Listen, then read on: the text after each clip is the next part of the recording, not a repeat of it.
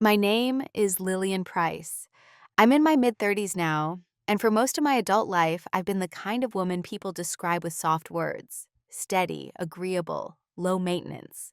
I work in a field where reliability matters more than visibility, and I've always been comfortable letting others take the spotlight while I handled what needed to be done.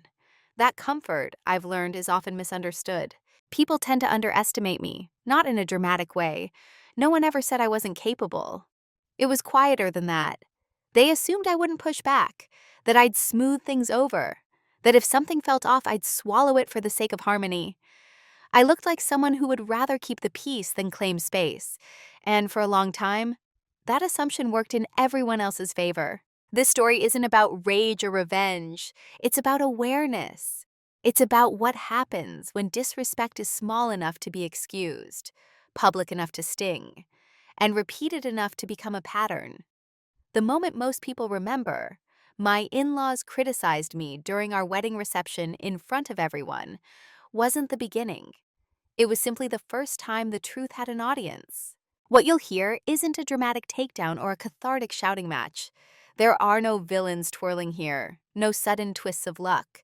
Instead, this is a documentary-style walkthrough of how quiet dominance forms, not by force, but by clarity, by watching, by choosing when silence is protection and when it becomes power. I want to be clear about something early on. I loved my husband. I believed in family. I entered that marriage genuinely wanting unity, respect, and shared ground. When I say respect, should have started on day one. I don't mean that as a threat or a warning. I mean it as an observation I learned too late and then never forgot. This story moves slowly on purpose. You'll feel moments where nothing seems to happen, where I stay quiet when you might expect a response. That's intentional, because real emotional shifts don't always announce themselves. Sometimes they arrive as a small internal decision. I see this now. As the story unfolds, you'll notice a change, not in how loudly I speak, but in how carefully I listen. You'll see how people react when the person they assumed would always absorb the impact quietly stops doing so. And you'll understand why.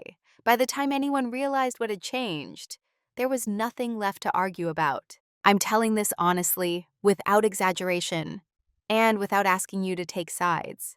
My hope isn't to entertain you with drama, but to offer recognition, especially if you've ever been in a room where you felt present but unseen. Before we go further, let me ask you this gently. Have you ever looked back at a moment you brushed off, only to realize later it was trying to tell you something important? To my in-laws, I was never a mystery. I was a category. From the beginning, they seemed to understand me as someone of little importance. I was the woman their son loved, yes, but more importantly, I was the woman who would adapt, the one who would fit into existing traditions without needing them adjusted. I was polite, punctual, and grateful. I asked questions instead of making statements. I listened more than I spoke. And because of that, they felt comfortable deciding who I was before I had finished my first full sentence. At family gatherings, I was introduced with efficiency rather than warmth.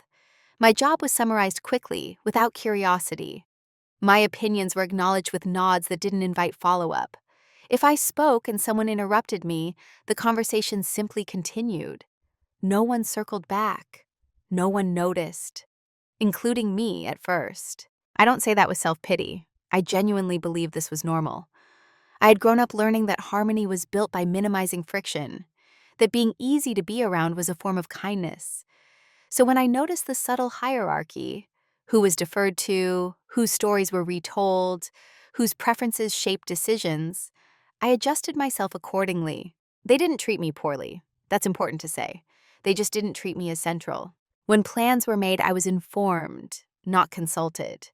When jokes were told, I was the audience, not the subject. Compliments, when they came, were about how understanding I was, how low maintenance, how lucky their son was to have someone who didn't make things complicated. Those words were meant kindly. I know that now.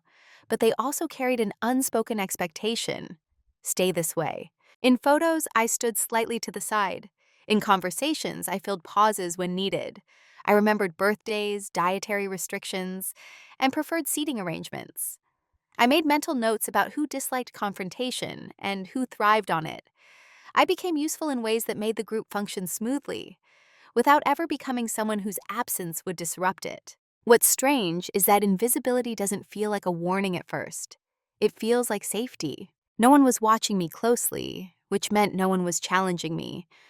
I could exist without scrutiny, without pressure to perform. And because I didn't demand recognition, no one felt threatened by me. I was trusted with tasks, but not with influence. Included, but never centered. My husband didn't see it. Or maybe he did, but not fully. To him, I was steady. A relief. Someone who didn't escalate tensions, who didn't take things personally. He was proud of how well I fit in, how little friction there was between his family and me. When he said things like, "They really like you," I believed him. Because in his mind, liking meant no conflict. I told myself stories to make it all reasonable. They're just strong personalities. They've known each other longer. I'm still new. Respect takes time. I'll earn my place by being consistent. And I was consistent, unfailingly so. What I didn't realize then was that consistency, without boundaries, teaches people exactly how little they have to give in return. Every time I adjusted myself quietly, the adjustment became invisible. Every time I let something slide, it rewrote the baseline of what was acceptable. To them, I was a dependable background, emotional infrastructure, the kind of person you only notice when something goes wrong, but nothing ever did because I made sure of it. I didn't know yet that roles, once assigned, are rarely questioned unless someone refuses to keep playing them. At that point in my life, I wasn't refusing anything. I was simply being who I had always been. Attentive, calm, unassuming. I didn't think of it as disappearing. I thought of it as contributing.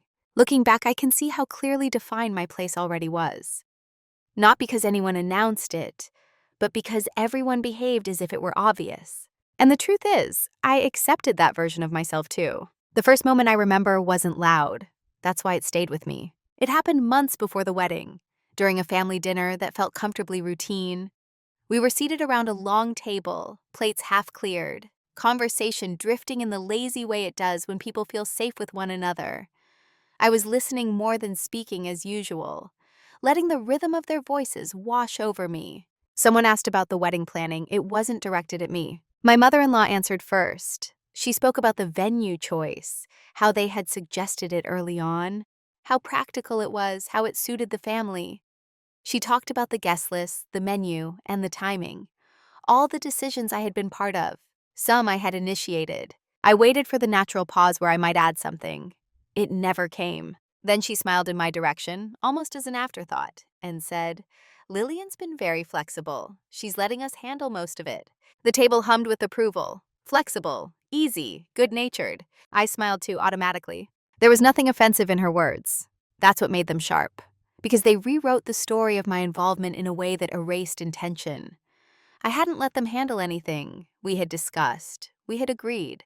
But the version presented made me sound like a bystander to my own wedding. Pleasantly detached, generously uninvolved. No one corrected it. Not my husband, not me. The conversation moved on, but something had already shifted inside my chest. Not anger, something quieter. A thin awareness, like realizing you've been slightly misnamed and deciding whether it's worth correcting. I told myself it didn't matter. The outcome was the same. The wedding would happen. Everyone was happy. Why interrupt a good mood over phrasing? That was the rationalization. The truth was simpler. I didn't want to seem difficult. Later that evening, as we helped clear the table, my sister-in-law joked about how chill I was compared to other brides. "You're not one of those girls who need control," she said, smiling as if it were a compliment. I laughed lightly. I didn't ask what kind of girl needs control. I didn't say that wanting a voice in your own life isn't the same as being demanding. I let the moment pass. That's what made it a cut instead of a wound, small enough to ignore, sharp enough to remember. From then on, similar moments appeared with increasing familiarity. My preferences were summarized instead of asked for. My opinions were acknowledged, but not integrated. When I did speak up, someone else would rephrase what I said, slightly off, and receive the credit for clarity. Each time, I told myself the same thing. It's not intentional. They don't mean it that way. This is just how families work. And maybe it was. But something about the pattern unsettled me. Not because it hurt, but because it taught. It taught them that they could define me without resistance, that my silence meant agreement, that my calmness meant consent. What stayed with me most wasn't what they said. It was how easy it was for everyone to move past it, how quickly the moment dissolved into laughter and dessert, how invisible my internal pause was. That night, lying next to my husband, I considered mentioning it. I even rehearsed the sentence in my head, something light, casual. Hey, did you notice earlier when... But I stopped myself. It felt too small to explain without sounding petty. And I didn't want to be the person who dissected harmless comments. I wanted to be reasonable, so I stayed quiet. Again. I didn't know then that silence, when repeated, doesn't disappear. It accumulates. It becomes data. That first small cut didn't bleed. It didn't scar. But it marked a place where I learned something important. If I didn't define myself clearly, someone else would do it for me, kindly, efficiently, and without asking. And once that definition was accepted by the room, changing it would require more than a correction. It would require a shift in expectation. At the time, I wasn't ready for that. I still believed goodwill would naturally lead to respect. I still thought patience was enough. I would learn slowly that patience without boundaries teaches people exactly how far they can go. By the time I noticed the pattern clearly, it had already been normalized. That's the quiet danger of subtle disrespect. It doesn't arrive as an event. It arrives as a tone, a rhythm, a series of moments that individually don't justify confrontation but collectively reshape how you're treated. After that first dinner, similar instances became almost predictable. Not frequent enough to alarm me, just consistent enough to establish expectation. When family decisions were discussed, I was often the last to be informed. When opinions were shared, mine were met with polite acknowledgement and then gently bypassed. Sometimes someone would say, "Lillian doesn't mind," before I had spoken. And more often than not, they were right. Because by then, I had learned that pushing back required energy I wasn't sure I was allowed to spend. I started to notice how often my agreement was assumed rather than requested. If we were choosing holiday plans, someone would turn to me and say, "You're fine with whatever, right?" The question wasn't an invitation. It was a summary of who they believed I was. And every time I nodded, I reinforced it. The strange part is how logical it all felt in the moment. I had reasons for everything. They're older. They've done this before. It's not worth creating tension. This is just one decision. Each rationalization made sense. Each one was small, but together they formed a habit, both for them and for me. I became the person who absorbed inconvenience gracefully. If seating arrangements changed at the last minute, I adjusted. If plans ran late, I smiled. If a comment landed awkwardly, I smoothed it over with humor. People began to rely on that steadiness. It made them comfortable. And comfort, I learned, can be mistaken for entitlement. No one was cruel. That's important to say. There were no raised voices, no insults, no obvious power plays. The disrespect was subtle enough to wear the mask of familiarity. Jokes framed as observations, decisions framed as assumptions, praise framed in ways that kept me small. "You're so easy," they'd say. "You don't take things personally. You're not like other women who get offended." Each sentence carried an implication. Stay agreeable, stay unbothered, stay in your lane. And I did. Because part of me believed that being unproblematic was a form of strength, that emotional maturity meant not reacting, that if I remained calm long enough, respect would eventually follow. What I didn't see yet was that respect isn't something people gradually give to those who wait patiently. It's something they offer or withhold based on how clearly someone values themselves. My husband still didn't see it. Or maybe he saw fragments, but not the accumulation. To him, these were non-issues. He came from a family where teasing was affection, where opinions were shared loudly, and where the most assertive voice naturally guided the group. He interpreted my quiet as comfort, not concession. And I didn't correct him, because explaining it felt like translating a language he didn't speak. How do you describe 1,000 paper cuts when none of them break the skin? Instead, I adapted further. I spoke less in group settings. I chose my words carefully when I did speak. I framed suggestions as questions. I learned which topics to avoid entirely. I told myself I was being strategic, that this was temporary, that after the wedding, after things settled, the dynamics would even out. But something inside me was keeping score. not in a resentful way, more like an internal ledger. I remembered who listened and who didn't, who asked and who assumed, who spoke for me and who spoke with me. I noticed how easily my contributions were forgotten once they were no longer needed, how quickly my presence faded into the background as soon as I stopped facilitating, and still I stayed quiet. Because at that stage, silence felt safer than disruption. It felt like control. It felt like dignity. I didn't realize yet that by normalizing the way I was treated, I was helping to cement it. That every unchallenged moment was teaching the room what they could expect from me. Disrespect doesn't always announce itself. Sometimes it waits patiently for you to agree with it. And for a long time I did, without ever saying the words. Roles are rarely assigned out loud. They emerge quietly, through repetition, until everyone behaves as if they were agreed upon. By the time I understood the role I'd been given, I was already performing it flawlessly. In my husband's family, each person had a place. There was the organizer, the storyteller, the decision maker, the emotional center. And then there was me, the stabilizer, the one who filled gaps, the one who made transitions smooth and discomfort brief. I wasn't asked to take on this role. It was simply assumed, and I accepted it without protest because it felt familiar. I'd played similar parts before, in workplaces, in friendships, even in my own family. Be reliable. Be calm. Don't demand. The problem with being reliable is that people begin to rely on you without considering your limits. I noticed it in the smallest things. I was expected to help set up and clean up, even when no one asked. If there was confusion, eyes turned to me, not for leadership, but for resolution.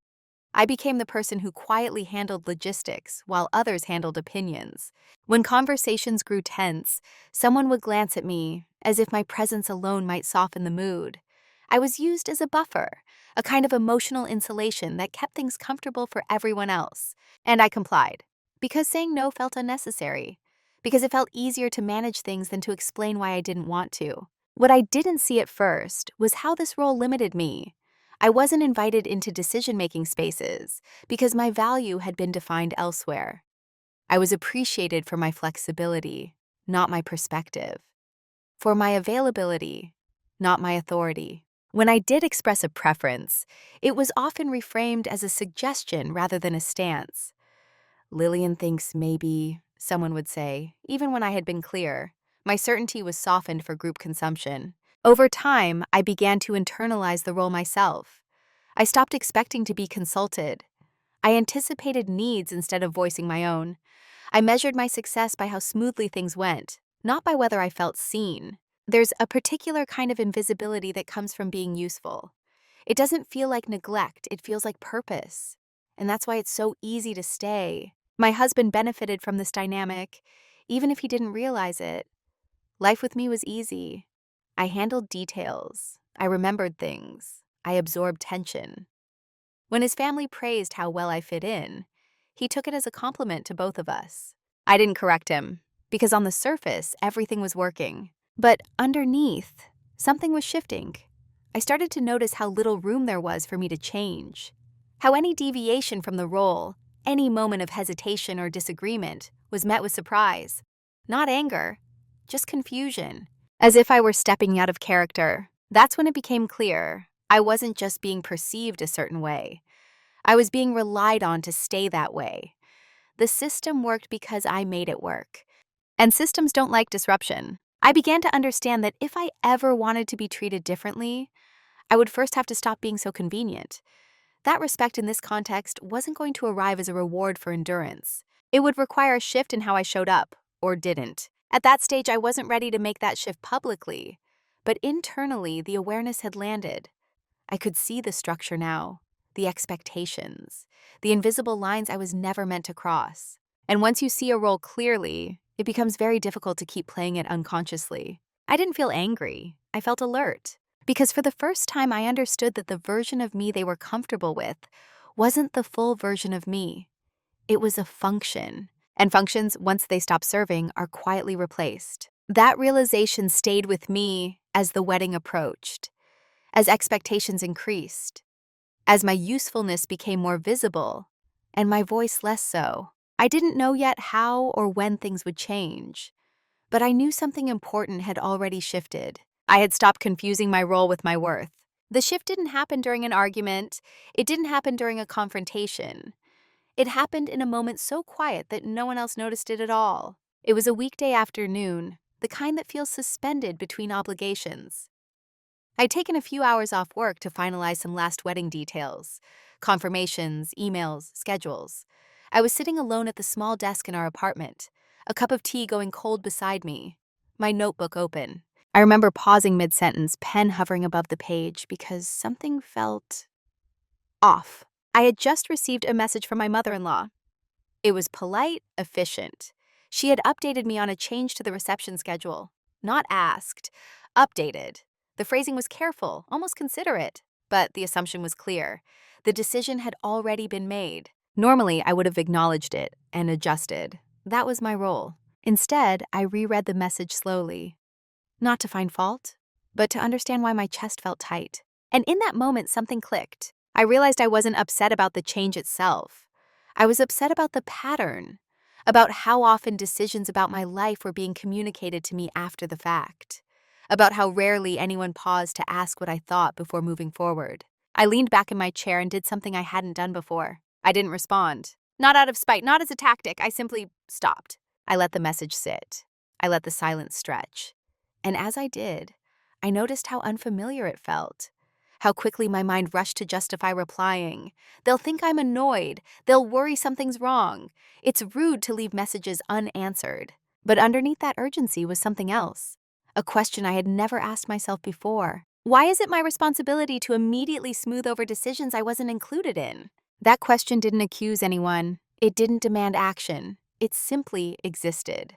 And once it did, I couldn't ignore it. I looked back through my notebook. Pages of lists, timelines, reminders, evidence of how much I had carried quietly, how often I had adapted, how consistently I had made things easier for everyone else. And for the first time, I felt a shift in loyalty. Not away from my husband, not away from the family, but toward myself. It wasn't dramatic. There was no anger, just a calm recognition that something was unbalanced and that I had been compensating for it alone. I replied to the message eventually, politely, briefly, without over-explaining. I didn't apologize. I didn't add reassurance. I simply acknowledged the update. The world didn't end. No one followed up. No one seemed distressed. And that, more than anything, told me something important. The urgency I felt had been internal, not required. That afternoon, I took a walk. No music, no distractions, just space. I thought about how often I had confused being accommodating with being respected.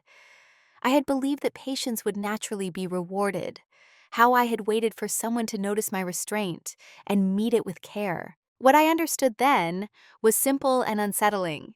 People don't adjust their behavior because you endure it gracefully. They adjust when the environment changes. And I was part of that environment. That day, I didn't confront anyone. I didn't announce a boundary.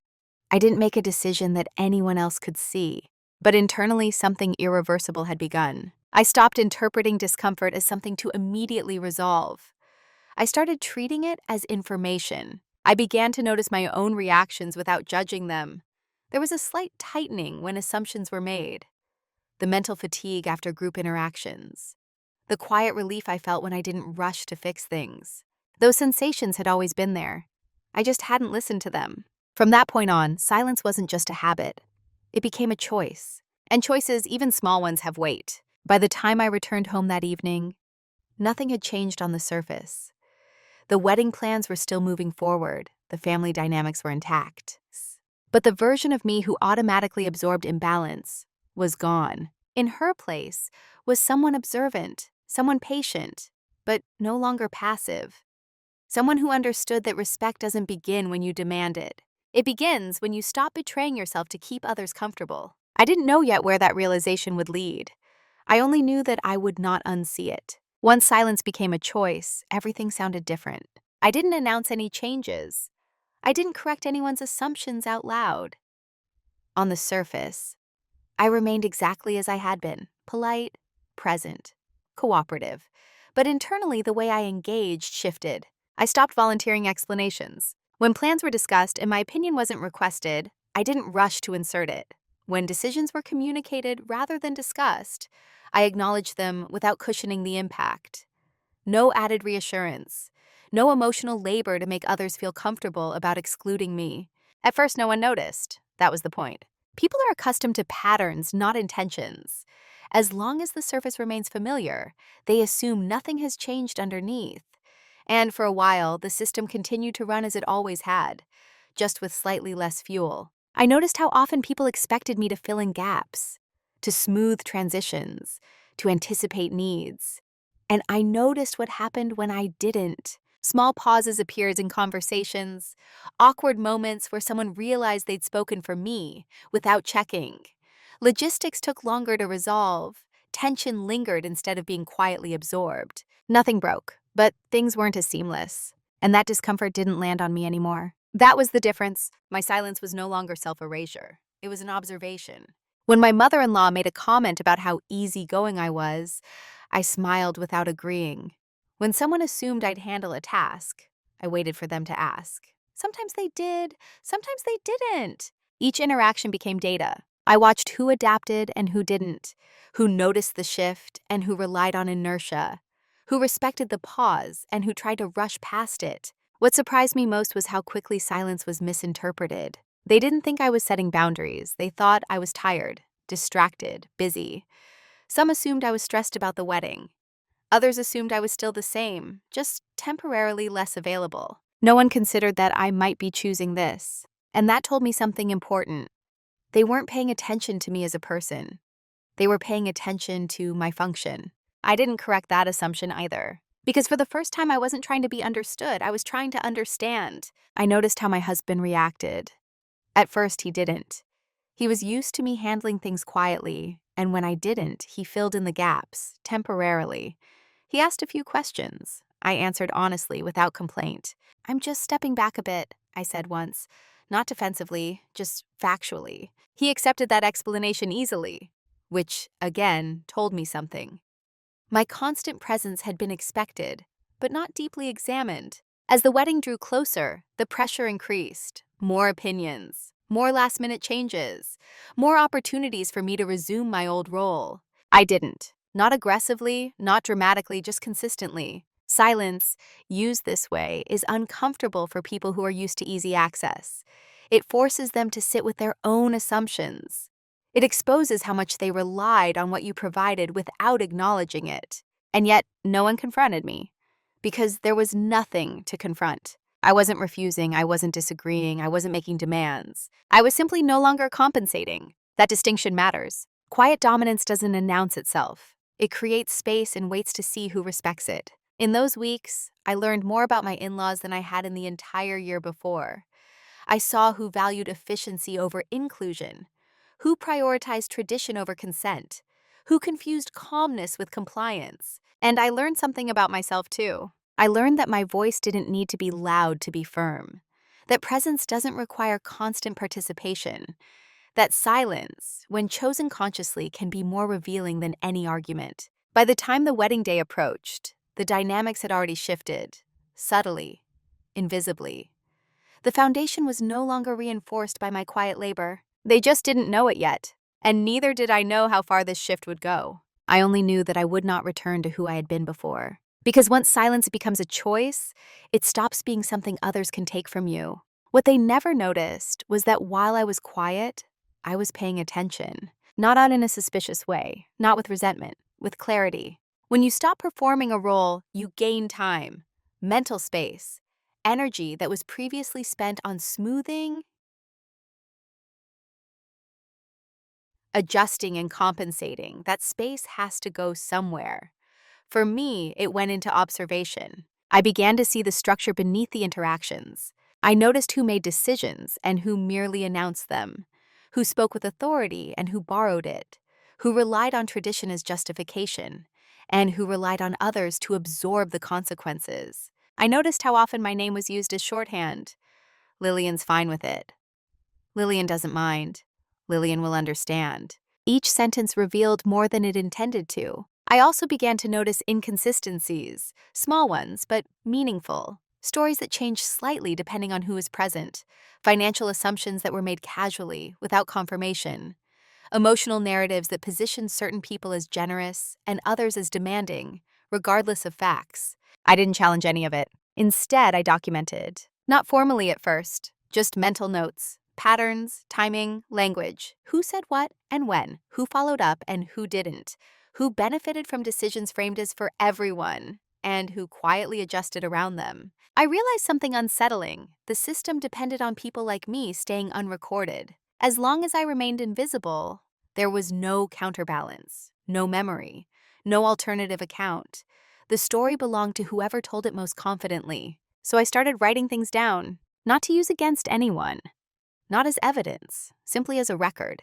Dates, conversations, decisions, not emotional reactions, just facts. I kept it neutral, almost boring. And the act of writing changed how I felt. It grounded me. It reminded me that my experience was real, even if it wasn't acknowledged. That clarity didn't require validation. At the same time, I quietly strengthened areas of my life that had nothing to do with the wedding. I reviewed our finances, not out of fear, but responsibility. I made sure I understood every account, every shared obligation, every document I had previously trusted others to manage. I didn't accuse. I didn't assume wrongdoing.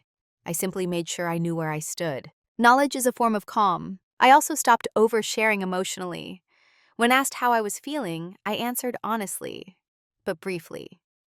I didn't process out loud. I didn't invite interpretation. That confused some people. They were used to my openness, my willingness to explain myself, my habit of softening my own boundaries so others wouldn't feel uncomfortable crossing them. Without that access, they had less to work with. What they didn't notice was that I wasn't withdrawing. I was consolidating.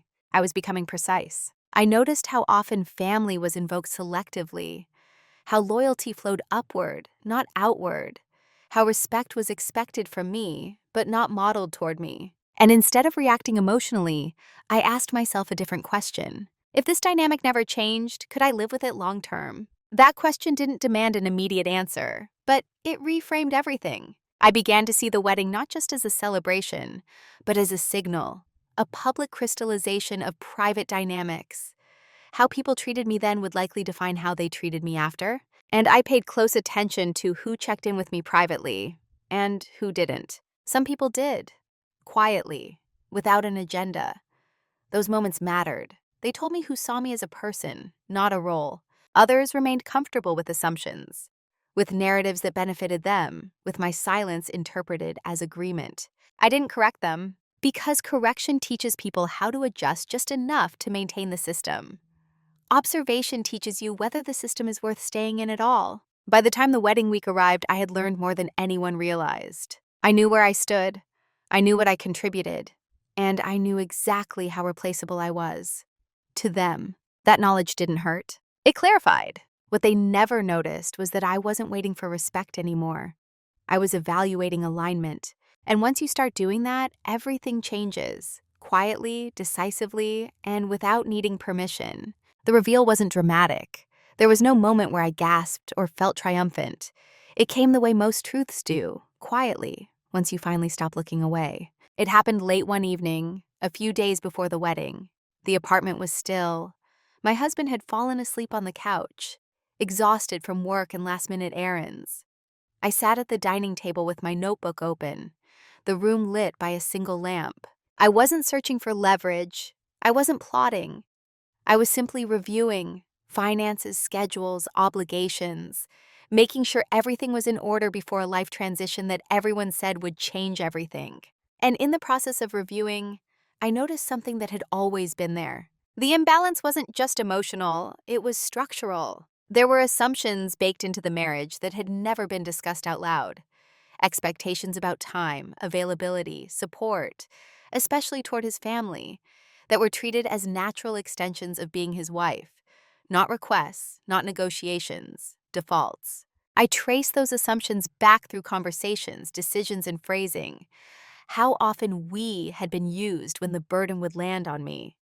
How often were they framed as shared values when the labor was one-sided? And then I realized something else, something even quieter. I had more autonomy than anyone realized, not because I had hidden power, but because I had never surrendered it. I wasn't financially dependent. I wasn't legally entangled beyond what I consented to. I hadn't compromised my career, my savings, or my independence in the name of fitting in. They had mistaken my cooperation for compliance. That distinction mattered. The reveal wasn't about what I could do to them. It was about what I didn't owe them. I saw clearly that the role they had assigned me, the stabilizer, the absorber, the easy one, only worked if I continued to accept it. There was no mechanism forcing me to stay in it. No consequence for stepping back except disappointment. And disappointment, I realized, is not danger. I closed my notebook and sat there for a long time, listening to the quiet of the apartment, to my own breathing, to the absence of urgency. I didn't feel empowered, I felt sober. Because clarity isn't exciting, it's grounding. I understood then that the wedding reception, the speeches, the public rituals, the family dynamics, was going to be a test. Not one I needed to pass, but one that would reveal everything. And whatever happened there would not be an isolated incident. It would be a signal of how visible I would be allowed to be in this family going forward. I didn't plan a response. I didn't rehearse anything. I didn't need to. What I had discovered was leverage of a different kind, choice. I could stay quiet and continue to be valued for my convenience, or I could allow the truth to surface and accept the consequences calmly.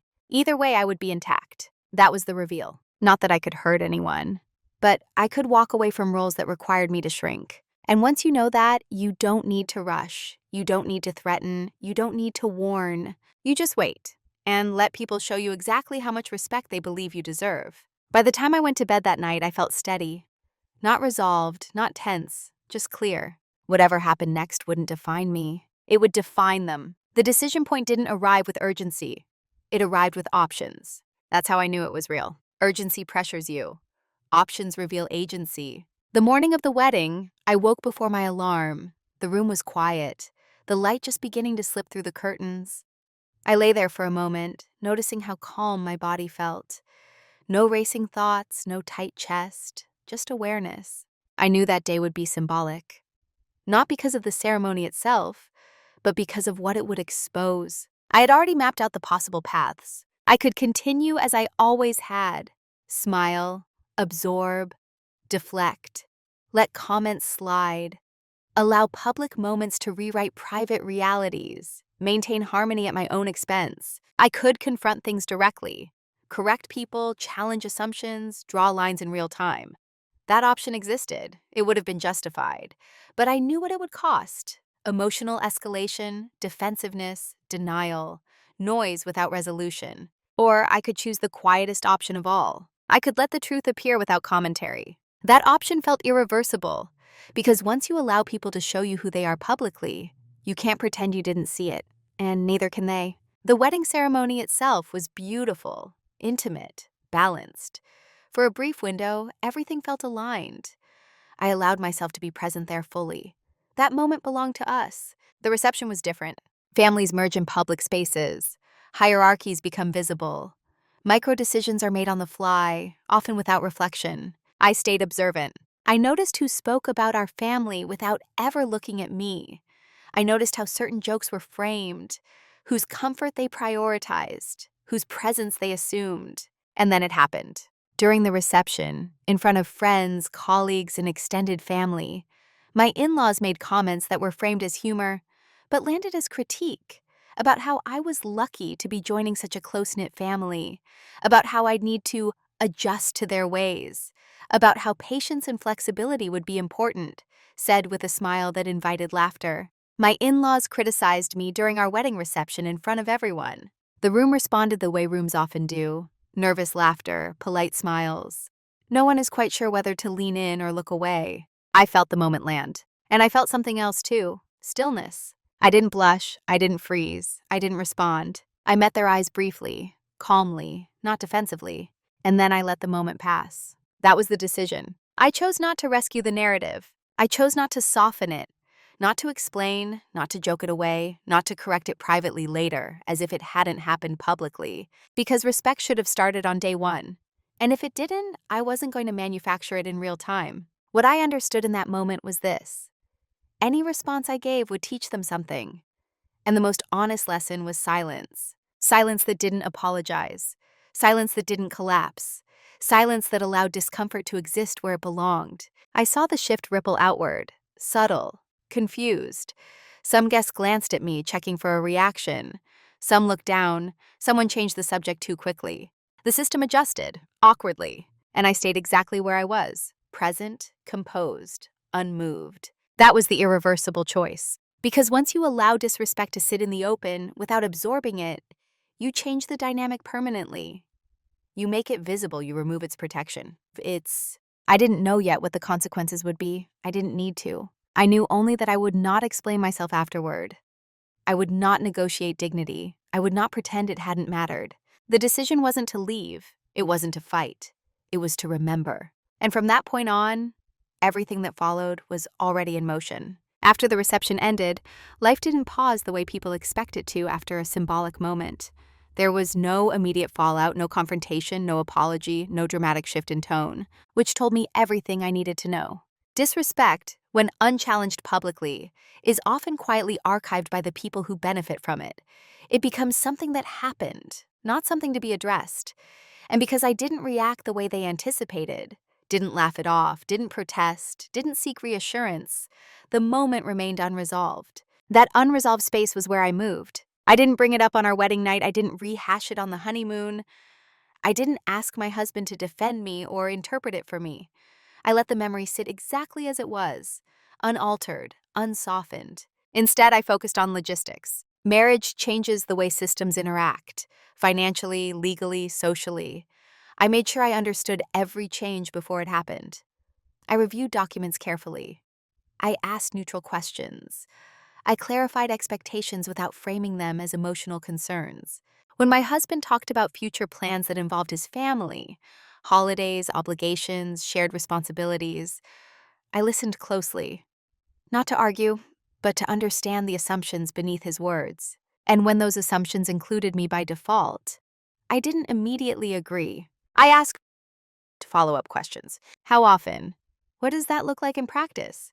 Who usually handles that? I asked them calmly, without accusation, without defensiveness. At first he answered easily, then occasionally he paused. Those pauses mattered. They were the first signs that the system was being examined instead of assumed. I also adjusted my availability. I didn't cancel plans. I didn't withdraw. I simply stopped rearranging my life to accommodate last-minute expectations. When something conflicted, I said so, briefly. No explanations, no guilt. I already have plans. That won't work for me. Let me think about it. Each sentence was simple, neutral, final. No one pushed back directly. They simply adjusted, sometimes awkwardly, sometimes reluctantly. And still, no one mentioned the reception, which confirmed what I already knew. If I wanted accountability, I would not get it through confrontation.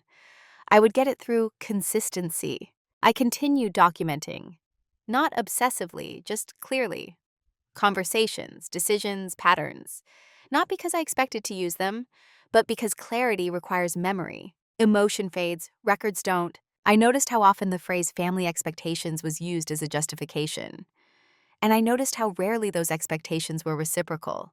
So I stopped treating them as fixed. I treated them as proposals. And like any proposal, they were subject to review. What surprised me most was how calm I felt throughout all of this. There was no anger fueling my actions, no desire to prove a point, just alignment. Moving in silence doesn't mean secrecy. It means restraint. It means choosing not to announce internal decisions before they're complete. By the time anyone realized I was no longer automatically available, the change had already settled. They didn't confront me because there was nothing concrete to confront. I hadn't refused family. I hadn't criticized anyone. I hadn't changed my personality. I had simply stopped overfunctioning. And systems that rely on overfunctioning don't collapse loudly. They strain quietly. That strain showed up in small ways. Plans took longer. Decisions required more discussion. Emotional labor had to be redistributed. None of it was dramatic, but all of it was noticeable. And I stayed steady through it. Because the truth was, I wasn't moving against anyone. I was moving toward myself. The consequences didn't arrive as punishment. They arrived as an absence. At first, it was subtle. A shift in tone, a delay in communication, invitations that felt more formal, less assumed, not withdrawn, just altered. I noticed how often people reached out to my husband directly now, instead of looping me in automatically. How plans were discussed without my name being used as shorthand for agreement. how my silence at the reception seemed to have created a quiet uncertainty they hadn't resolved. That uncertainty did something interesting. It made them cautious. Without my usual reassurance, people hesitated. They double-checked. They asked clarifying questions they hadn't needed before. And when they didn't, the results weren't as smooth. I wasn't stepping in to correct course anymore. For a while, I think they assumed this was temporary. A phase, a natural adjustment period after a wedding. They waited for me to return to my role. I didn't. And slowly, the cost of that absence became visible. Family gatherings required more coordination. Misunderstandings lingered longer. Emotional tension wasn't diffused as quickly. Not because I caused any of it, but because I wasn't absorbing it. I could feel the shift in how I was perceived. I was no longer easy. I was quiet, then reserved, then occasionally hard to read. Those labels weren't complaints. They were observations, signs that the old narrative no longer fit. My husband felt it too, though he didn't name it right away.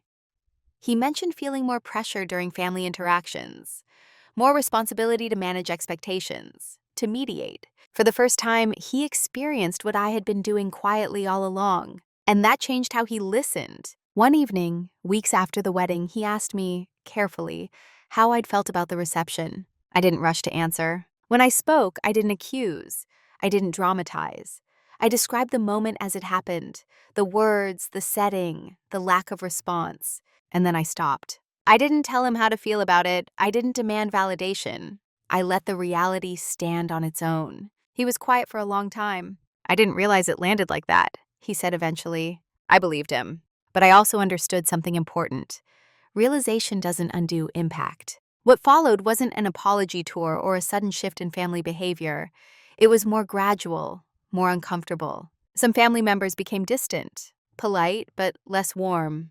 Others tested boundaries lightly, small comments, casual assumptions, to see if I'd resume my old role. I didn't. I stayed consistent, kind, neutral, present, but no longer available by default. That consistency created friction, not overt conflict, but discomfort.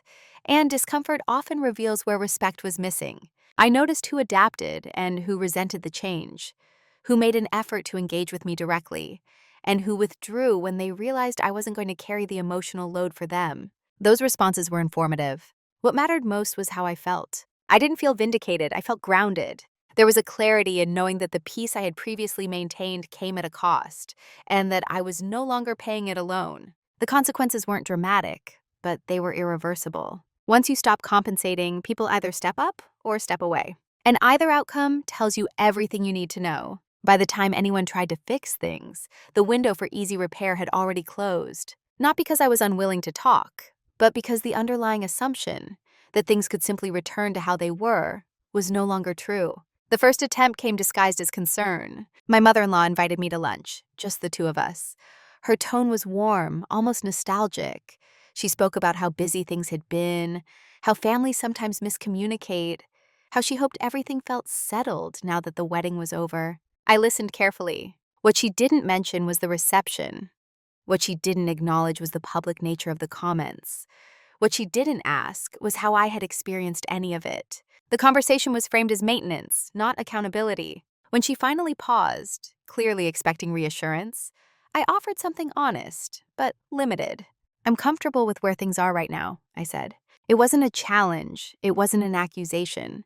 It was simply a statement of fact. She looked momentarily confused. Then I smiled and nodded, as if I'd said something agreeable. But the air had shifted. After that, the approaches became less subtle. A comment here, a gentle joke there, a reference to how close we used to be. None of it addressed the core issue. It all circled it, carefully, politely, hoping proximity would substitute for acknowledgement. I didn't fill in the gap, because what they wanted wasn't resolution. It was a restoration. And restoration would have required me to resume my old role. I didn't. At some point, frustration surfaced. Not openly, through tone, through impatience, through the way certain family members spoke around me instead of to me. I noticed it without reacting. What they didn't understand was that I wasn't withholding forgiveness. I wasn't holding on to anger. I had simply recalibrated my expectations. I no longer expected to be prioritized by people who had shown me I wasn't, and I no longer overextended myself to maintain appearances. That recalibration felt like distance to them, To me, it felt like accuracy. My husband struggled during this phase. He wanted harmony. He wanted everyone to feel okay again. He asked me once what it would take to move forward. Move. I answered truthfully. Respect should have started on day one, I said. I can't build it retroactively for other people. That wasn't a threat. It wasn't final. It was an explanation. He understood slowly that what was lost wasn't a relationship, it was an illusion. The illusion that everything had been fine simply because I hadn't said otherwise. Once that illusion broke, there was no going back to unspoken agreements. There were conversations that never happened because they would have required humility instead of politeness. There were apologies that were hinted at but never fully offered. And eventually there was acceptance. Not reconciliation, not resolution. Just an unspoken understanding that the dynamic had changed and that it wasn't going to be reset by nostalgia or good intentions. Too late doesn't mean impossible, it means costly. And not everyone is willing to pay that cost. I was. The confrontation, when it finally came, was almost disappointing in its quietness. No raised voices, no dramatic ultimatums, no audience. It happened during a family gathering months later. One of those events where everyone pretends nothing is wrong while carefully navigating what has changed. At some point in the evening, my father-in-law asked if we could talk privately. His tone was neutral, controlled, not unkind. We stepped into a quieter room. The door remained open. I feel like there's been some distance, he said, not accusing, observational. I want to understand what happened. I nodded. I appreciated the directness. I didn't start with the reception. I didn't list grievances. I didn't recount every moment that had accumulated over time. I chose precision. There were moments, I said, where decisions and comments about me were made publicly without regard for how they might land. I didn't address them at the time, but I noticed. He listened. His expression didn't change much. If something upset you, he said, you could have said so. I agreed with him. I could have, I said, and I chose not to. That seemed to unsettle him more than any accusation would have. I explained calmly that I had spent a long time being flexible, accommodating, and easy to work with, that I had done so willingly, and that at some point I realized that flexibility had been mistaken for permission. I'm not angry, I said, but I am more deliberate now. There was a pause. He asked what I wanted. I answered honestly. I want interactions that don't require me to minimize myself to keep things smooth. No demands, no ultimatums. Just clarity. He nodded slowly. I don't know if he fully understood, but I know he heard me. When we returned to the group, nothing looked different, but something had shifted. From then on, conversations with him were more careful, more direct, less assumptive. Not warm, but respectful. That was enough. Not every confrontation ends in closeness. Some end in recalibration. And recalibration, when done without heat, lasts longer. Who I am now is not louder than who I was before. If anything, I speak less. But I no longer disappear inside that silence. The version of me that existed before the wedding believed that patience was the same as strength, that endurance would naturally lead to respect, that if I stayed calm long enough, people would eventually meet me there. What I know now is different. Calm is not a substitute for boundaries. Kindness is not a contract. And being easy to live with should never require being difficult to know. I didn't become hardened by what happened. I became specific. I know where I stand in rooms now. I don't scan faces for approval. I don't pre-adjust myself to fit expectations that were never negotiated. I let pauses exist. I let people finish their thoughts without rushing to soften them. If someone speaks for me, I correct it, briefly. If someone assumes my agreement, I clarify, calmly. If someone oversteps, I don't over-explain why it matters. That doesn't make me confrontational, it makes me accurate. My relationship with my husband is stronger for it, not because everything is perfect, but because it's honest. He understands now what emotional labor looks like when it's invisible. He sees the difference between peace that's shared and peace that's outsourced. As for his family, the dynamic is quieter, more contained. I'm no longer central to its functioning. And that's intentional. I attend when I want to, I contribute when it's reciprocal. I opt out without guilt when it's not. There's no tension in that, just alignment. What surprises people sometimes is that I'm still kind, still composed, still thoughtful. They expect boundaries to come with sharp edges. Mine don't. They come with clarity. I don't need to be liked by everyone in the room. I don't need to be indispensable. I don't need to be praised for my flexibility. I need to be respected. And if that respect isn't available, I don't negotiate. I adjust my proximity. That's the difference. Quiet dominance isn't about control, it's about self-trust, about knowing when to engage and when to step back, about recognizing that your presence has weight and choosing where to place it.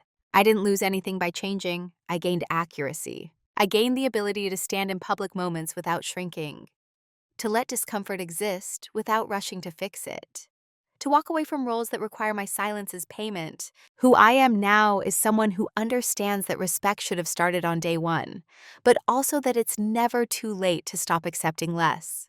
There's a particular kind of relief that comes when you stop asking, "What could I have done differently?" and start asking, "What did this teach me?" For a long time, I believed that harmony was something you earned by being agreeable, that if you stayed calm, flexible, and understanding, respect would eventually follow. What this experience taught me is that harmony without mutual regard is just silence doing all the work. When my in-laws criticized me during our wedding reception, the moment itself wasn't what changed me. It was what the moment revealed. Not just about them, but about me. About how often I had allowed my composure to be mistaken for consent. How often I had let others define the terms of respect because I didn't want to disrupt the room. There is nothing noble about enduring what slowly erodes you.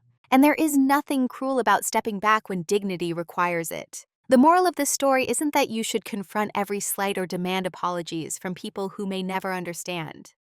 It's that you don't owe anyone your silence in exchange for belonging. Respect is not something you earn by being convenient. It's something that begins the moment you stop abandoning yourself to keep things smooth. Quiet dominance doesn't shout. It doesn't humiliate. It doesn't seek revenge. It observes, it remembers, and it chooses differently next time. If you recognize yourself in this story, if you've ever been the one who understood, who didn't mind, who kept things together, I want you to hear this clearly. Your calm is not an invitation to be overlooked. You are allowed to let pauses exist. You're allowed to stop explaining yourself. You're allowed to move your energy away from places that require you to shrink. Sometimes the most powerful shift happens when you stop reacting and start aligning. And sometimes the most honest response to public disrespect is not a defense, but a decision. Before we close, I want to leave you with one question. Not to provoke, but to reflect. Have you ever stayed quiet in a moment because you thought it was easier, only to realize later that it taught people exactly how to treat you? If this story resonated with you, I'd really like to hear your thoughts in the comments. Video hữu ích, hãy ấn like và đăng ký kênh để ủng hộ mình nhé. Chúng ta sẽ gặp nhau ở những video tiếp theo. Bye bye.